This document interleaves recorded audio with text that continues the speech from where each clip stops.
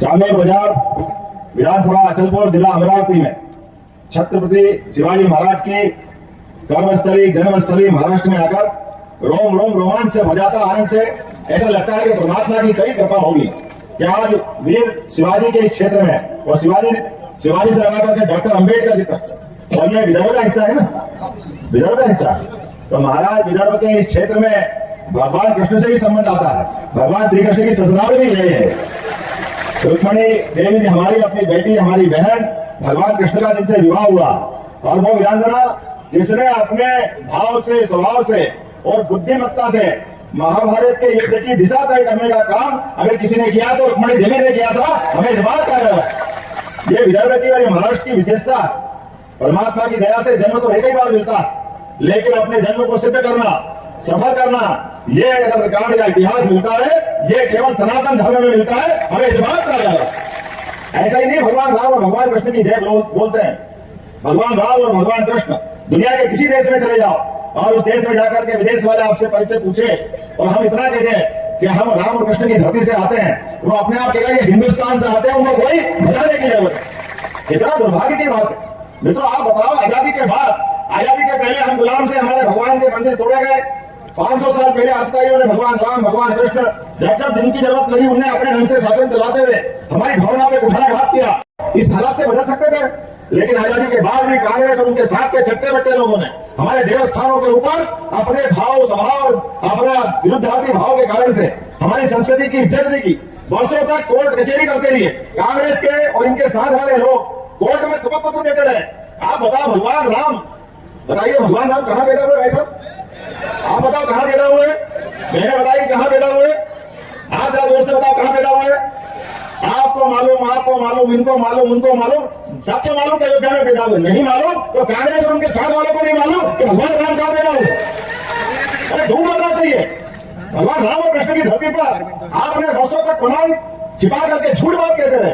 कहां के राम, किसके राम, कहां देखा, कोई प्रमाण नहीं। वो तो धन्यवाद है सुप्रीम कोर्ट का, जोरदार अभिनंदन करो न्यायपालिका का, जिनके कारण से आज अयोध्या में सरयू के किनारे भगवान रघुनंदन आज मुस्कुरा रहे हैं। हमें आनंद आ रहा है, पूरा देश झूम रहा है। जनवरी से लगा करके ये 11वां महीना चल रहा है, नवंबर का। पूरा देश का बच्चा और पूरी दुनिया के हमारे सनातन संस्कृति के लोग आनंद में डूबे। लेकिन मातम कौन मना रहा है? आज भी ये कांग्रेसी लोग मातम मना रहे हैं। आज भी ये उस बात को रो रहे हैं जिसको सुप्रीम कोर्ट ने सही कह दिया। जोरदार अभिनंदन करो एक बार फिर यशस्वी प्रधानमंत्री श्रीमान नरेंद्र मोदी जी का। अरे सुप्रीम कोर्ट ने फैसला दिया, सुप्रीम कोर्ट के फैसले के बाद तो धूमधाम से भगवान गर्व में मुस्कुराना चाहिए कि नहीं मुस्कुराना चाहिए? ये आनंद आना चाहिए कि नहीं आना चाहिए? हमारे देश गर्व के अंदर भगवान के अपने उस राज्याभिषेक के समान अयोध्या में मंदिर के गर्भगृह में प्रवेश में जब गए तो ये अप्पू पप्पू वैसे ही दिमाग कितना मालूम नहीं है क्या हाल है इनके, लेकिन ये कहते कि मैं नाजवाना हुआ था।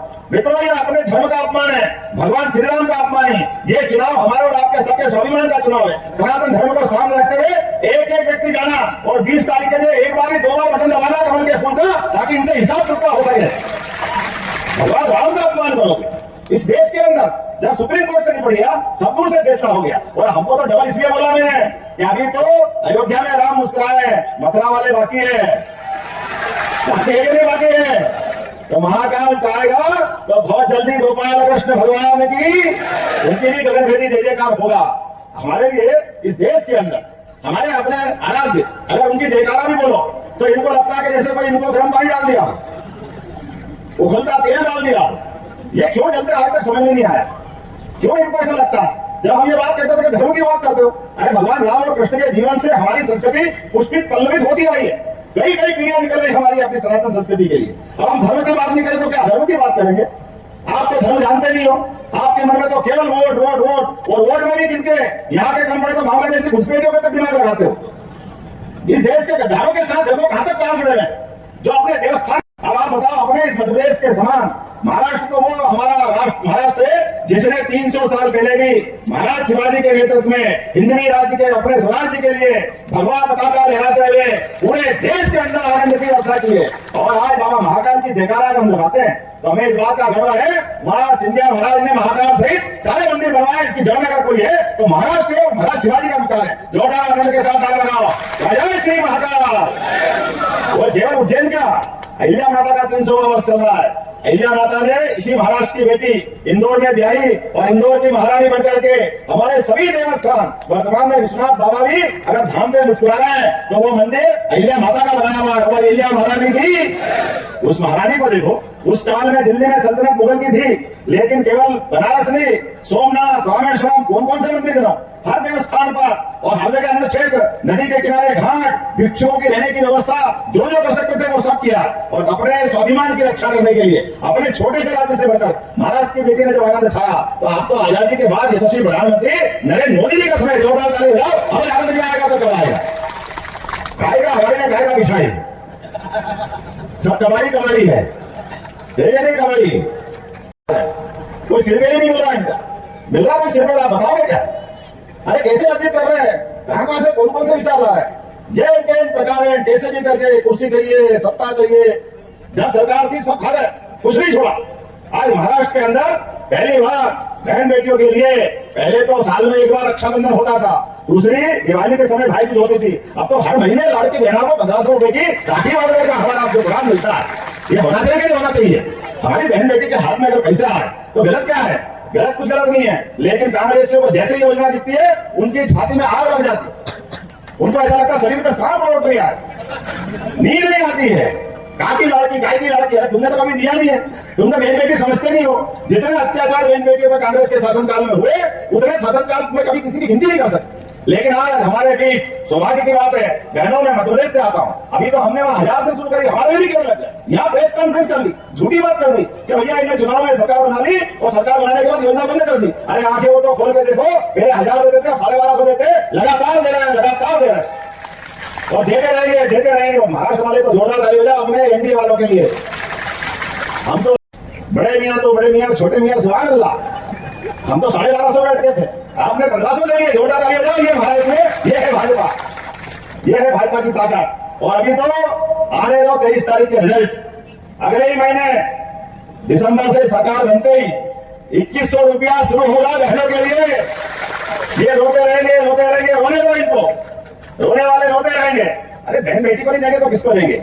उनका हक है बहन बेटियों के हाथ में, ये हमारे अपने परिवार है, ये भारत की विशेषता है, सनातन धर्म की व्यवस्था है कि यहाँ बहन बेटी अपने घर के अंदर, पुरुष तो एक बार 1 रुपया की आएगा तो अठन्नी के बिगाड़ देगा, बहनें तो 1 पैसा नहीं बिगाड़ती है, अपनी जान की बाजी लगा करके जो मिलता है पूरा परिवार में लगा देती है। हमारी परंपरा, ये हमारी संस्कृति, इसलिए देश की संस्कृति माता बहनों के नाम से जानी जाती, इसलिए हम सब बोलते हैं भारत माता की। और हम केवल भारत नहीं, ये सौर मंडल में होंगे सूर्य, चंद्र, मंगल, बुध, गुरु, लेकिन वसुंधरा को तो माता ही मानते हैं, पृथ्वी माता की।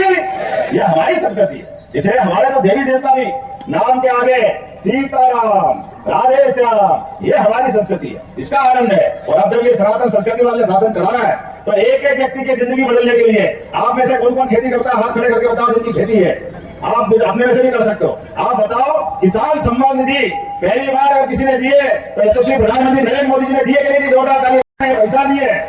एक तरफ सीमा पे जवान और एक तरफ खेत में काम करता है किसान, दोनों को सम्मान देने का काम किसी ने किया है, ये भारतीय जनता पार्टी के नेता नरेंद्र मोदी जी ने किया है। मैं इस बात कर रहा हूं, किसानों के सच्चे हितैषी और युवाओं के लिए तो कहना ही क्या है।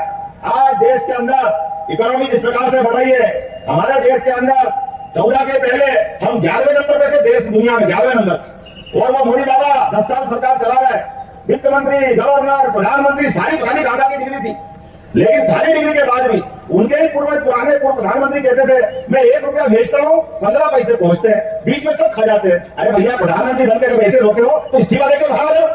अगर आपके बस में नहीं है ये व्यवस्था तो आपको ये रोने की जरूरत नहीं है। आज नरेंद्र मोदी जी की सरकार है, अगर वहां से 6000 बेचते 1 रुपया भी कमाता है आपके खाते में। ये है जैसी नियत वैसी बरकत, जोरदार ताली बजाओ। ये बीच के सारे दलाल अंदर, ये सारे दलालों की फौज किसी ने खड़ी कर रखी थी तो कांग्रेस वालों ने खड़ी कर रखी। ये सारे दलालों का अंत अगर किसी ने किया है तो भगवान कृष्ण की तरह कंस का अंत भगवान कृष्ण ने किया है और कांग्रेस का अंत हमारे सारे यहाँ के लोग करेंगे, ये पक्का है।